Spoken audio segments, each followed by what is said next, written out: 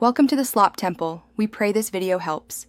In this video, I will explain how to fix your Toyota Camry horn. First, locate the fuse box, usually under the hood, and check the horn fuse.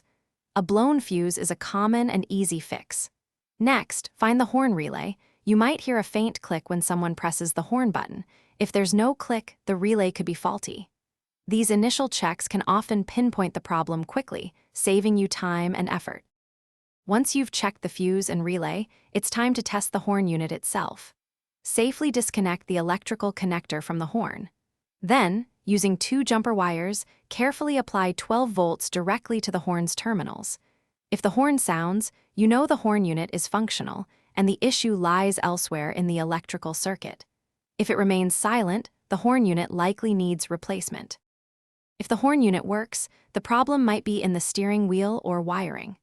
The horn button contacts can wear out or become dirty, preventing the circuit from completing.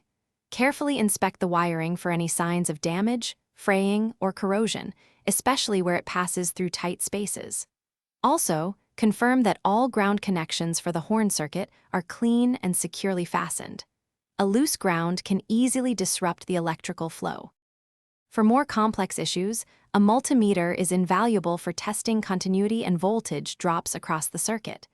Refer to your Toyota Camry's service manual for precise wiring diagrams, which can guide you through advanced troubleshooting. Remember, safety first when working with electrical systems.